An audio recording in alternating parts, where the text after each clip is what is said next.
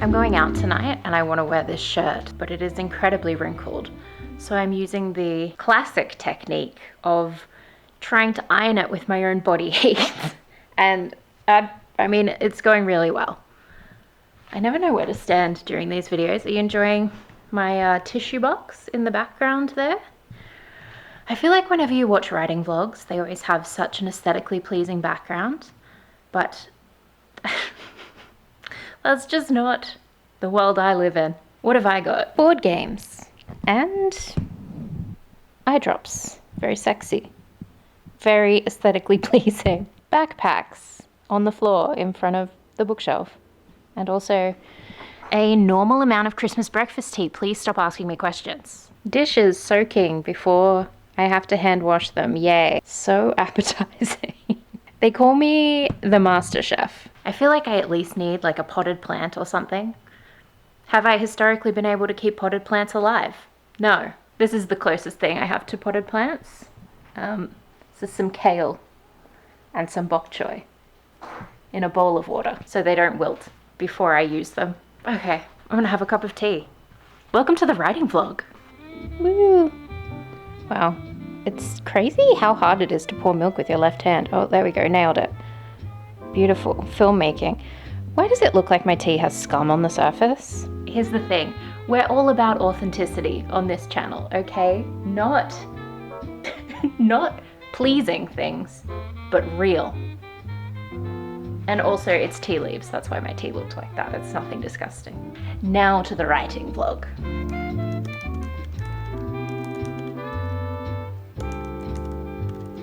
I decide to start making YouTube videos again and the upstairs neighbor decides to start drilling.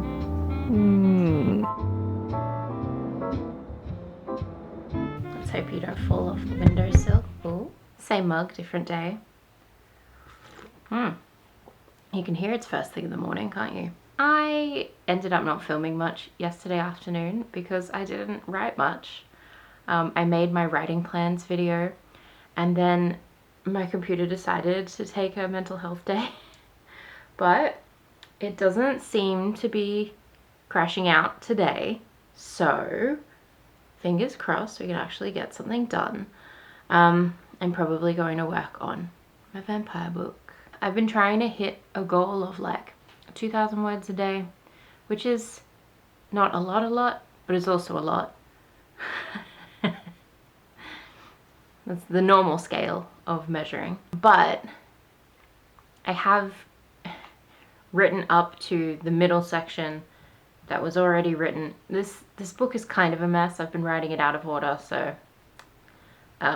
you know, sometimes I have to fill in a gap and then I get up to a bit that I've got to edit to make sure it makes sense with all the stuff that I wrote before it, but I wrote after it. So I'm up to a section that needs editing. So my plan is, I guess, to edit that. If I get sick of that, I'll work on Keely book 2 instead. The mystery book. My funny mystery. My funny, raunchy, over-the-top rainforest serial killer mystery. I'm up to the part where they first go to the murder museum. So that's kind of exciting.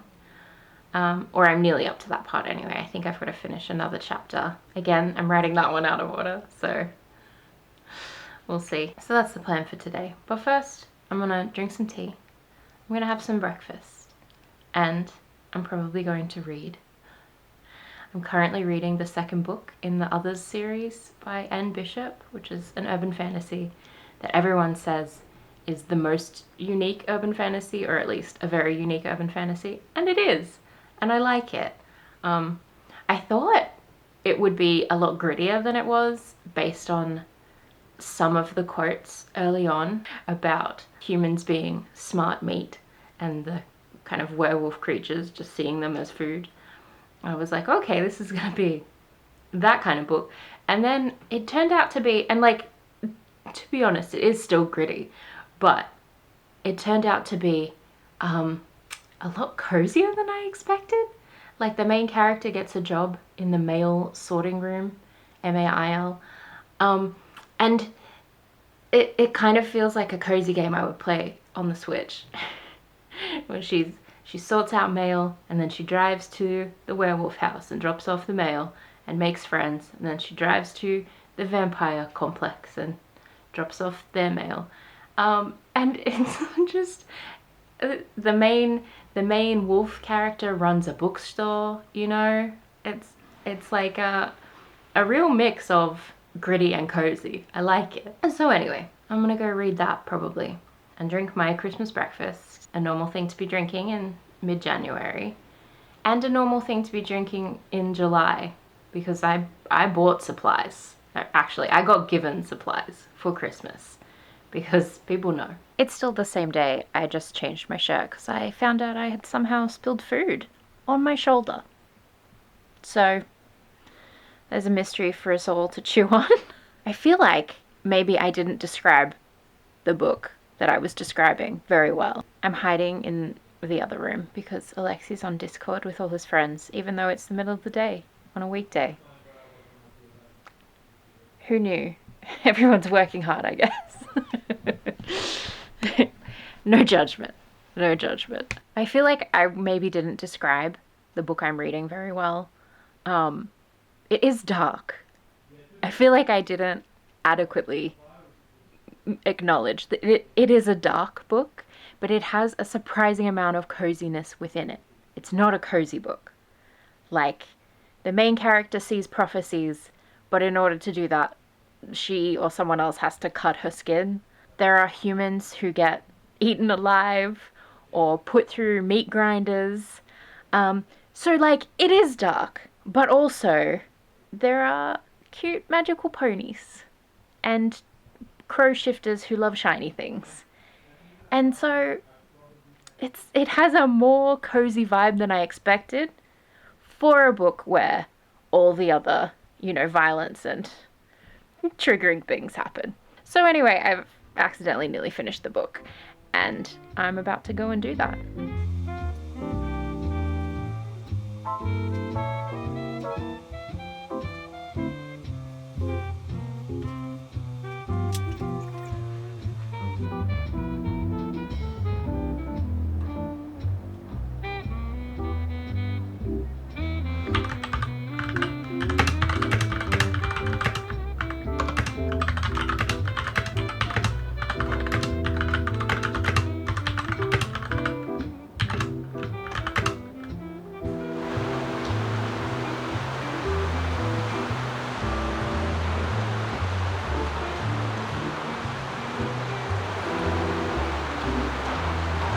What's the point of having a standing desk if you don't use it as a tripod? Is this even in focus? Who knows? There's so much noise in the background. I'm so sorry. Give me a moment. So it's a rainy day today. Alexi's out playing board games with his friends, so I'm taking the chance to spend this afternoon/evening working on my book. Writing, maybe a little bit of editing, a mix of the two. And probably just some brainstorming as well, because I have hit a bit of a tangle. So over the past few days, I have managed to get to about 73,000 words of the book, and then drop below 73, and then get to 73 again, and then drop below 73, because that's the way it goes when you're editing. I'm getting closer to the end of the book anyway, even if I'm not getting closer in terms of word count, so. I spent this morning writing a newsletter and sending that out to my readers, which was mostly just letting people know about the last video where I talked about kind of what I'm going to be publishing this year, what books I'm working on, that kind of thing. The book I'm talking about right now, the one that I'm working on, writing, editing, is the vampire book. Title upcoming. I'll tell you at some point when I know. I've passed the midpoint and I'm up to the scene that I think is the scene that you have in a lot of vampire media, which is like, here's how our vampires work. There have been vampires throughout the book, but this is the one where you sort of get the insider knowledge of how they work. At least I think that's what this scene should be. I've already written it a long time ago, but I'm just not sure that it's working. It's kind of gone off the rails, shall we say. The problem might be that it came like just after the midpoint, And so the midpoint's obviously like big and dramatic, like it is in everything. And then like the next scene after a dramatic scene, you kind of need a chance to chill out, take a breath, or not take a breath if you're a vampire. But at this point, the scene is just like a bit too actiony and maybe like a bit too dialogue-y even. It's just like there's maybe just too much going on, where maybe it should just be more of a quiet scene. There could be something in that. There's just too much happening, maybe. I will have to put on my playlist and ponder. This is my pondering pose, I guess. Maybe I just have my scenes out of order. I'm not really sure how to move them around though. Unless... okay, I might have something. Thank you so much for listening to me talk this through. We'll move the desk back into action position. I don't know. The desk does not want me to write. There we go. I can't tell you what it is because it's spoilers, but it's really good. It turns out, oh my god.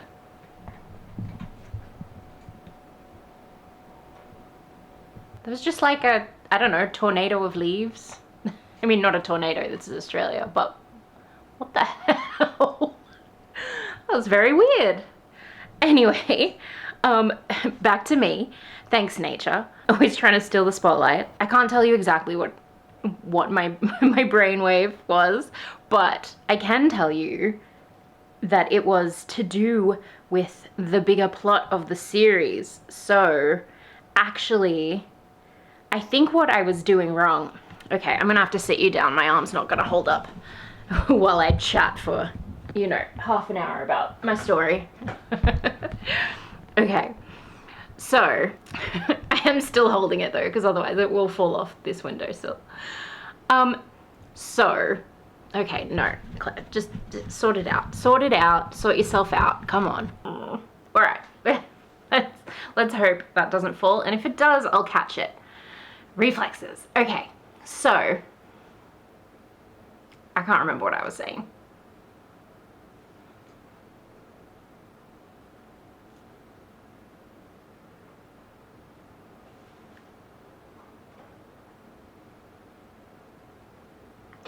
So, okay. It has to do with the bigger series plot. There were kind of two problems. Let's go with problem one and see if I can remember that. Rather than try and give myself two problems and then... okay. This kombucha? Who is she? So... oh my god, so many false starts. I think part of the problem was I wasn't following the emotional threads from the scene before, because I had sort of written... because I've done so many drafts of this, and I've done so many things out of order, and the kind of the chapters that came just before the chapter I'm on, so like the midpoint chapters, they were kind of like written a long time ago, because they were sort of the initial idea that I thought the book was gonna essentially begin with. It turned out no, that is not the case. But it does mean they were written quite a while ago. They've been updated since like the original 2020 or 2019, I think 2020 version. But they were still like, they didn't quite match the rest of the book. And then I had written this scene without, I think, rereading those directly before.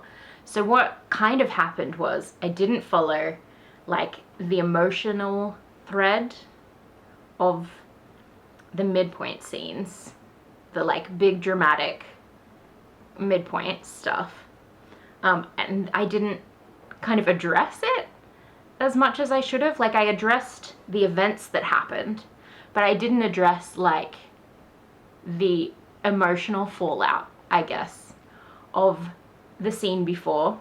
And so they were just quite disjointed, and sort of bizarre. So I need to go through and kind of correct for that. And in order to correct for that, my computer's turning off, hold on. In order to correct for that, I was like, well, what are the characters' reactions to this midpoint going to be? This is all very basic stuff, but it's amazing how easy it is to forget it. What are the characters' reactions to the midpoint going to be? And I was like, well, this character would probably react this way, which would then suggest that they had this feeling about this event due to this in their backstory. Oh my goodness, it's all connected. So that character's kind of backstory thing is gonna be part of a bigger plot. Can't tell you what it is, obviously, but very exciting. And now I know kind of what I'm doing, finally, which is good. This was already like an idea I had and forgotten about, I think. I don't think I just came up with it. But it makes so much more sense to have this character react a certain way, and also it changes kind of the whole emotional flow of the scene, and I think just makes it more interesting. I keep saying emotional flow. Is that a term people say, or am I just making that up? Whatever, let's go with it. And you and I were on the same emotional flow. That's exciting. That's exciting. Big problem solved, and also, you know, juicy little nuggets. Juicy little nuggets sprinkled in for future books. Okay. Now all I have to do is write it. It's so easy, am I right?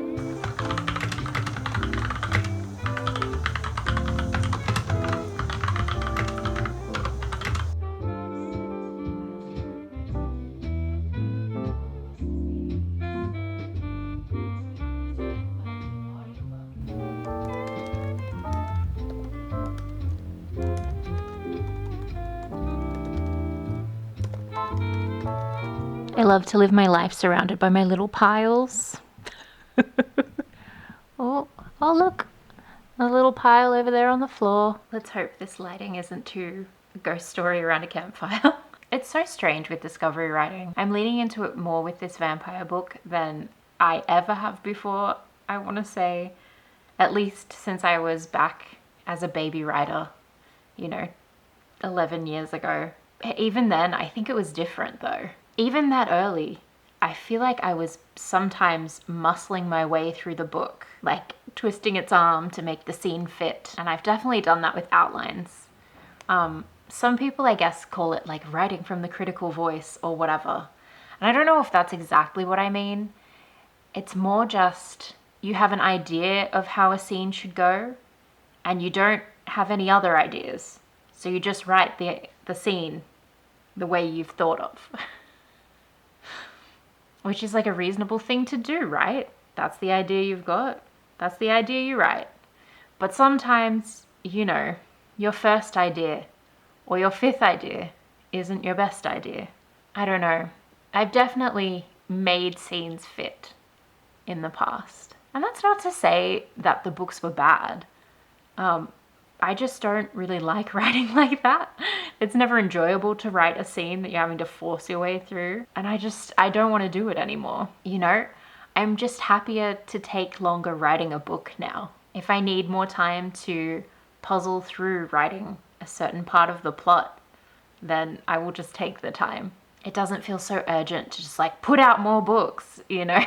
Like I want to publish books, obviously, but at a speed that's fun for me, and the books are good and it's sustainable. Even with the Keeley book I've outlined, my next mystery book, I am still completely open to the idea that I might get further into writing it and have to completely change what I had planned to do, completely deviate from the outline. Because like once I'm in there, you know, feeling out the scenes, the outline might just not fit. I might need to stop and take more time to make sure that the book is as good as I can make it. I think I just rely on, to use a wanky term, storytelling intuition a lot more now than I used to. Like, I think I used to just think, you know, if you were putting off writing a scene, or you didn't feel like writing something, then it was just like self-doubt or procrastination or resistance or one of those things everyone talks about. Or like, even if, you know, somewhere inside I knew that that wasn't what the problem was, I would just squash that intuition down because it was inefficient. Taking your time to think about things doesn't get books written, right? That used to be my thought, that like, you know, thinking somehow wasn't part of writing. I don't know. I don't think I thought of it like that consciously, but I used to sort of kind of just think only typing was writing somehow. And that like all the thinking I had to do beforehand was just like, I don't know, pure indulgence, I guess. Nothing better than a book you can tell someone has put no thought into, am I right? But, you know, I was just a little baby. You know, I published my first book when I was 21, so whatever. Now I am making peace with my inefficient process. I mean, I have rewritten and unpublished so many of my early books, and honestly, there is nothing less efficient than that, right? If you want to talk about an inefficient process. And the thing I am learning with this vampire book is so bizarre. I keep having this happen, and I have finally decided to acknowledge that this is what's happening. When I feel like a scene is just so terrible, it's awful, and actually maybe the whole book is awful and no one will ever want to read this, I am about to have an amazing breakthrough that makes this next scene and perhaps the entire book and series 10 times better. My inner dialogue, inner monologue, my inner voice is very melodramatic. Why am I even an author? This sucks. Who am I kidding? But maybe if this happened instead, oh my God, I'm amazing. It's no wonder that I used to just power through whenever I was feeling like that, is it? Finishing a book is a pretty good antidote to that feeling of like, this is terrible, you know? Because you get to the end of the book and you're like, oh, actually, this is fine. And like at the end of the books, I was always happy with the books, but I was not perhaps peak happy. They were not maybe as good as I could have made them. Like when this vampire book is done, I already know it's my favorite book ever that I've written. Maybe just my favorite book ever. Even though earlier today I was like, this scene is terrible. I can't believe I wrote this. This is awful. What was I thinking? I don't even know what's wrong with it. How can I fix it when I don't even know what's wrong with it? But sometimes you just gotta hang in there through the uncomfortable feeling, through the uncertainty, and you'll come out the other side with something great. It is very hard to remember that in the moment though, because you'll be like, I think this is the time I'm actually right and the book is terrible. But it never is. I think it's probably just like this sense of overwhelm you get from having a problem and not really knowing how to address it. You know, you get to a scene and you're unsure of how to write it or how to edit it into what you want it to be. And then you get more overwhelmed by that and less certain, and then you panic. And, you know, it's part of my process. But if you're like me and you're not a naturally fast writer, even though I have sometimes pushed myself to write faster than is comfortable in the past, the extra time is completely worth it for what you get out of it at the end. And honestly, even with the moments of panic,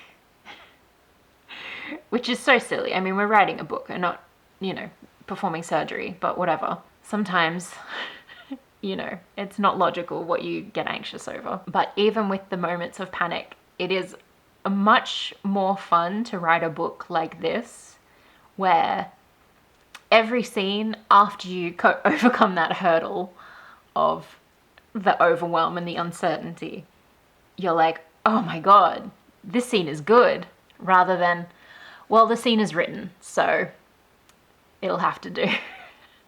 Which is, I think, how I used to write books. And it's like, you know, I still liked them. People still read them. I'm not saying they're bad, but it's just not. It's just, you know, it's not the most fun way to write a book. That's what I'm saying. I liked the books, but maybe they could have been even better if I had, you know, known what I know now.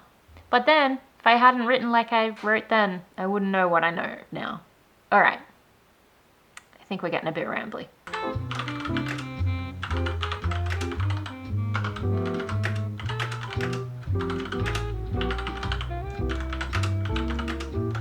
Apologies if the lighting goes weird. The clouds are kind of coming in and going out, and it's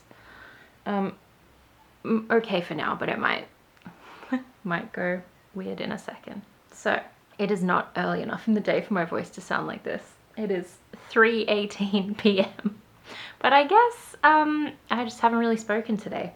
So it's Sunday. Alexi got back from hanging out with one group of friends late last night, and then left early this morning to go and hang out with a different group of friends. So I've been working on my vampire book today and last night. It's going well. I'm fixing the bit I was talking about last night, the bit after the midpoint, where we're having like kind of the reaction to the midpoint. And I'm making them actually react to it now. Or react to it emotionally and not just like, here is the logical list of things we need to do. So that's good. It's definitely working better. And it's more fun, you know, fun to write, but also like a more fun scene. So that's fun. How many times can I say fun? I think part of the problem I had with it originally was just, it was like, I think 3 scenes that were quite long set in the same location. So I actually just needed to shorten some scenes, like actually do some editing, and then move them to another location. So it doesn't feel quite as static and like we're just stuck at this one point in the book now. I do think there's actually a point earlier in the book that I've been having like, not like a struggle with, but I just feel like there's something not quite right about it. And I think it's the same thing where it's just, we're in one location for too long. And so I might just have to go back and move them to somewhere else while they talk, or, you know, make it just a little bit more dynamic so we're not just parked in the same spot chatting for a really long time. New characters are coming in and like stuff is happening, but if we're just constantly in one location, it can kind of feel like the story is stagnant and not moving forward.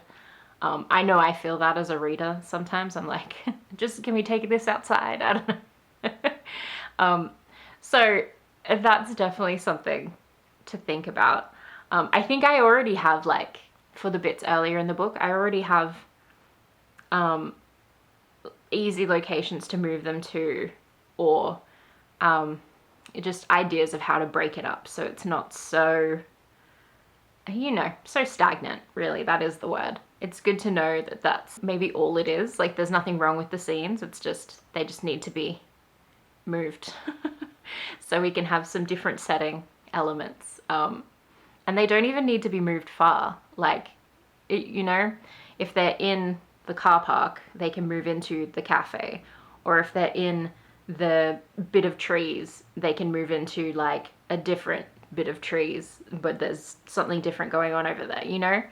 It just constantly being in the same surrounds is a bit boring. So we gotta mix it up. So that's what I'm working on today, and probably what I'll end up working on in the edit for those first few scenes. But it's nice that I've got sort of a plan for how to fix, you know, the bit I was just not quite happy with. And now I'm up to a fun bit where we get to explain the vampire rules, but also that this is the bit where I have to decide kind of firmly what the vampire rules are. So it's a lot of thinking, not so much word count.